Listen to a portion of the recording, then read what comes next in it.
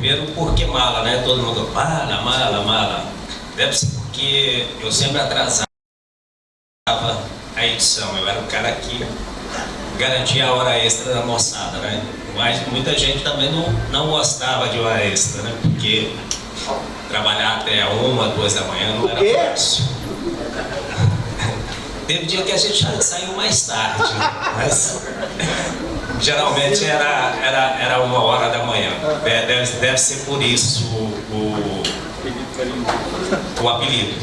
Depois deve ser por causa dessa tremedeira, né? Tô aqui tremendo até agora. Então, tá difícil até de segurar o microfone.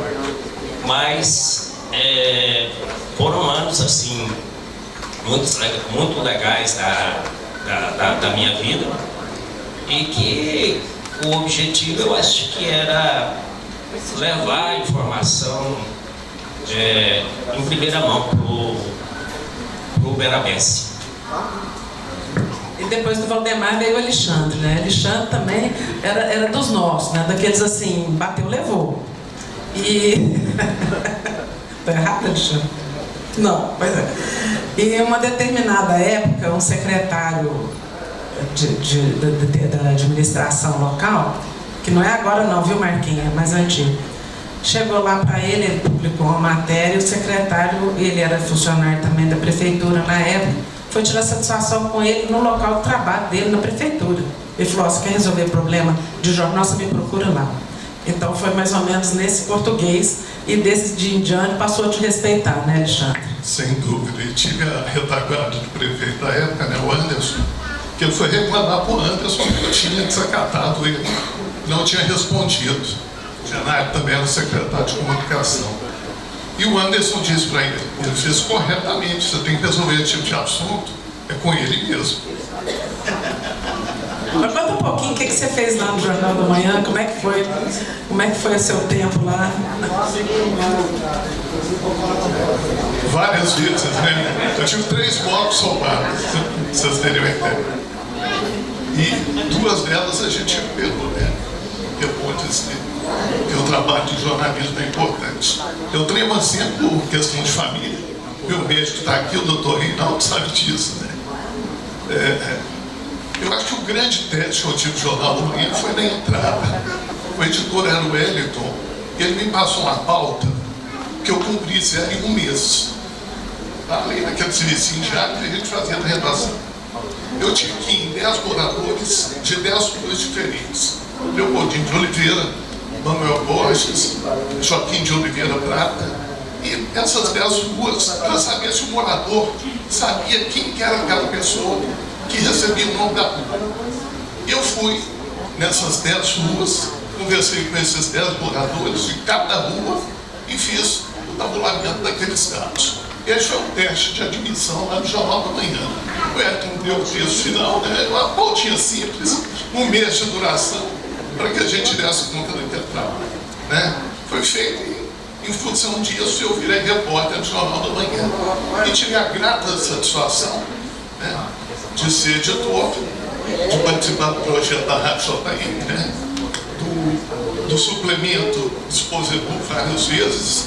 Eu tive mais de 10 passagens pelo Jornal da Manhã. A minha carteira é cheia de registros lá de Itaú, tá? Então essa satisfação, essa alegria de conviver com todos vocês, uma equipe que eu sempre tentei levantar para cima, né? Quem me conhece acha que eu sou muito exigente, mas na verdade eu quero que todo mundo cresça junto, né? Todos saiam lá na frente vitoriosos. E assim eu acho que nós conseguimos, e o Jornal da Manhã chegou ao lugar que ele sempre mereceu. É mais ou menos por aí, né, Alexandre? Né? Conta aí, Larissa.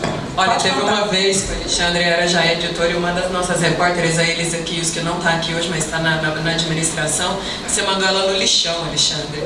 Ela chegou com lixo até a pedreira de Leia, ela chegou com lixo até a cintura, você olhou para ela e falou assim, essa matéria não presta, volta lá que você esqueceu do principal.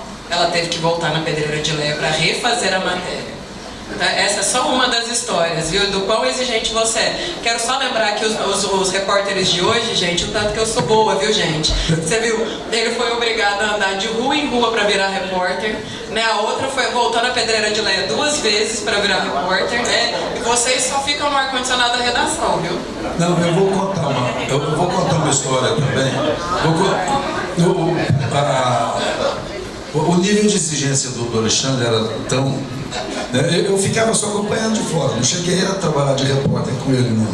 Mas aí teve uma, não vou falar o nome, porque ele me autorizou a falar o nome, mas o repórter escreveu na matéria e ele chegou e falou assim pro repórter, falou assim, pô, você não está querendo virar jornalista não, né? Porque essa porcaria aqui, que não sei o quê, e tal, e deu aquele negócio, o repórter ficou, quase que chorou ali, né? Não, terminou lá o jornal, foi embora, foi pro bar. Falou assim, vou tomar uma cerveja para relaxar, porque depois dessa, aí ele estava tomando a cerveja, chegou o Alexandre. Aí o repórter falou assim, agora é o que me resta. O Alexandre abraçou o repórter e falou assim, que legal que você está aqui, vou pagar a cerveja para você aqui. Não tinha mais nada, cada coisa no seu lugar, né, Alexandre? Bom, o Anderson pode contar dele, como é que foi sua passagem lá no jornal?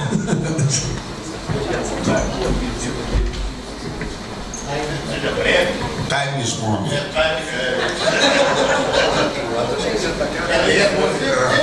Gente, olha, eu cheguei atrasado, mas se tem uma das coisas boas na vida é a gente ouvir histórias, né?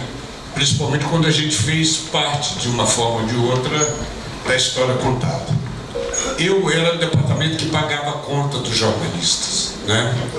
E eu fiz um acordo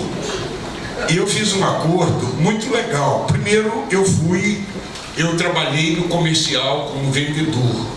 Aí depois eu fui morar fora, eu e o Zé Luiz que estamos aqui, e nós tivemos uma experiência em dois grandes canais de televisão e em 2 grandes jornais, né? Então, aí eu voltei como, não fui diretor, fui gerente, mas muito bem remunerado. Eu consegui fazer um acordo com seu pai e com Gilberto.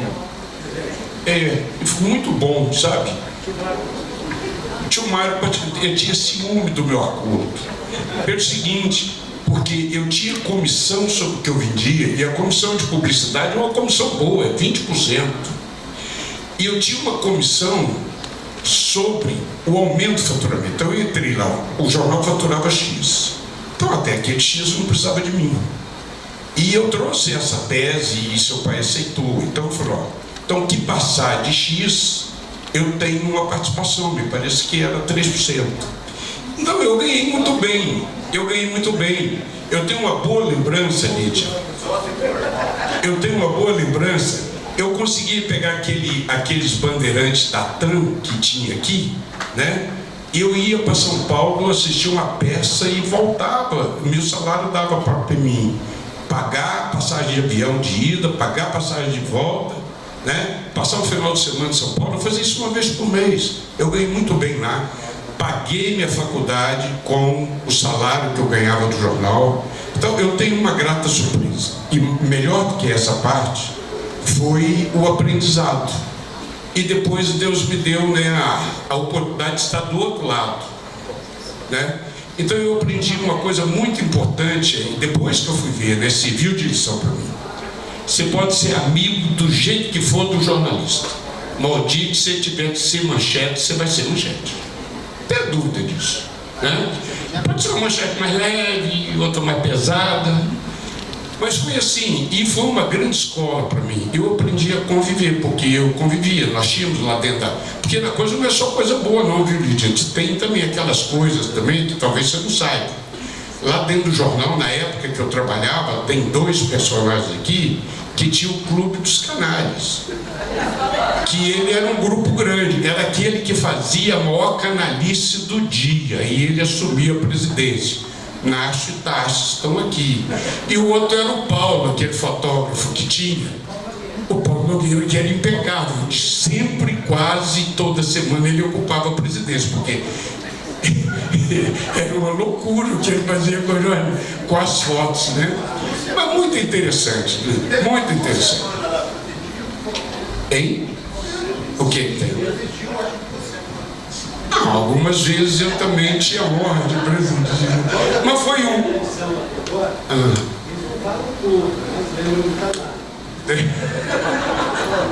Vou fazer um reparo sobre isso que o Anderson falou. Ele nunca foi presidente do Clube dos Canalhas, porque ele era hors concurso. Agora, eu posso contar aqui que envolve um concorrente seu, mas eu posso contar uma história que foi um aprendizado que eu fiz. Gente, eu era deputado, e vocês lembram, quando o Guaritá ganhou a prefeitura, ele era, né, então o Guaritá era um pai muito respeitado como jornalista, casou com uma mulher que era filha dos homens mais ricos da cidade, então era assim, né, o poder da comunicação, o poder financeiro, tudo junto.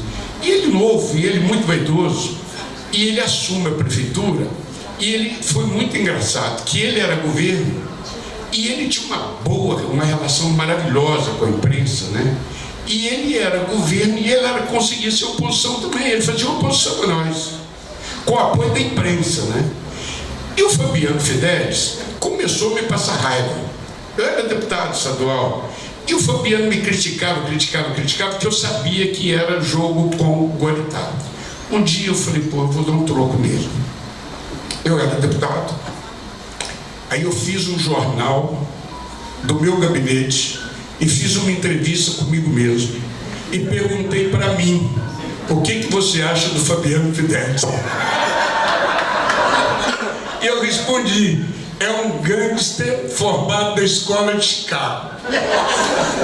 Mas nunca me perturbou. Acabou, mas nunca. Então tem hora que com jornalista você tem que ir no peito deles também, não é verdade? Então foi uma boa escola, Lídia, eu só tenho que agradecer, né? Quando eu recebi o convite, fiquei muito feliz, exatamente porque foi muito importante, no primeiro momento da minha vida, eu ter tido essa vivência, né? Então, por isso que eu tenho couro grosso. Vocês falam, eu não ligo, nunca liguei para pedir, falo, vocês não podem fazer isso comigo, não façam, né? Eu sempre falava para a turma minha, né? Teve um dia, Lídia, ali em frente ao Grupo Brasil, o pessoal pediu para ampliar o passeio e poder fazer umas mesas lá de fora.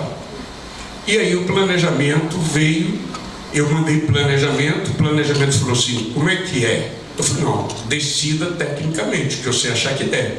Aí ele aprovou. A Lídia vai na coluna e fala mal da decisão nossa. Aí ele vem em mim e fala assim, vamos voltar atrás. Eu falei, nem se você entregar seu pedido de demissão, eu volto atrás, eu deixei você decidir, você decidiu. Então a gente tem que saber, né? E eu acho que a unanimidade é burra, eu acho que você sabe, né, Lídia, eu fiquei aqui 8 anos na prefeitura, nunca reclamei de nenhuma manchete, até porque a Lídia sempre agiu com muita inteligência nisso, não sei se vocês repararam. A Lídia pegava o assessor de imprensa do prefeito que saía e botava como editor do jornal no prefeito que entrava. Então ela sempre fez isso, eu reparava isso nela, sabe? Pode ver, eu era um histórico assim. Então, quando era processo de virada, o editor do jornal era sempre opositor do prefeito, então a gente já tinha que lidar com aquele dia a dia ali. Então eu sempre achei a Lídia muito inteligente da condução, né? Então, isso foi bom e serviu muito de aprendizado. Muito obrigado, Lídia, vim aqui hoje e estou muito feliz de ver a turma toda aqui reunida, né? Contando essas histórias e eu poder contar uma parte da minha também. Muito obrigado. Eu quero aproveitar e contar uma historinha rápida do Anderson aqui para mostrar como ele lida com uma moça quando ele está lidando com o público, né? É uma moça, é uma donzela, né? Nós fomos fazer uma reunião no Boa Vista, que estava naquela fase de escolher a área praísta e Boa Vista, né? Era puro mato. Aí mandou carpir o local lá para ficar uma área mais limpa, né? Botou umas cadeiras lá e fomos fazer a reunião à noite. E aí, muita gente, porque o povo interessado em segurança e tal. E aí o Anderson foi dando palavra para as pessoas, fala um, fala outro, de repente uma mulher falou assim, o senhor como prefeito tem de cuidar da nossa segurança aqui, porque a gente não pode sair na rua, blá, blá, blá, blá, blá. Aí o Anderson levantou e falou, só quer saber de uma coisa?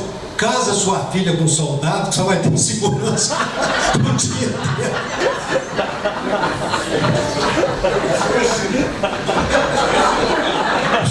Não, você não vai falar não, você já falou muito.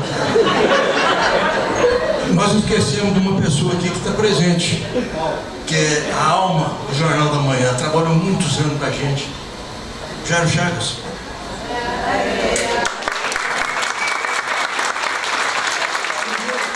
Ninguém expressa a alma do Jornal da Manhã igual o Jairo Chagas. O Jairo Chagas era amigo do bombeiro, já subia em cima do caminhão quando tinha gente. Se lembra? Né? Então, obrigado, Jairão, por tudo, viu? O Jornal da Manhã deve muito a você. Aliás, em matéria de fotógrafo, o Jornal da Manhã tinha os mais loucos da cidade. Está aqui o Luiz Adolfo, que não me deixa mentir, a Francis Prado, que também não, e a Renata Miziara, que infelizmente hoje mora nos Estados Unidos, não esteve aqui presente. Mas chegou a ponto do pai da Renata levá-la, porque ela queria cobrir acidente de madrugada. E o pai dela, ele era menina ainda, né? E mocinha, bonita. Aí o pai dela ia junto. Eu falava, olha, eu vou ter que assinar a carteira do senhor daqui uns dias, porque ele que ia em tudo levar a menina. Né? Então, a todos vocês que registraram as melhores imagens que nós já publicamos no Jornal da Manhã, o nosso muito obrigado. Agora eu quero contar a Fernanda Borges. Como eu ia me esquecer, eu não vi a Fernanda aqui. Obrigada, Fernanda.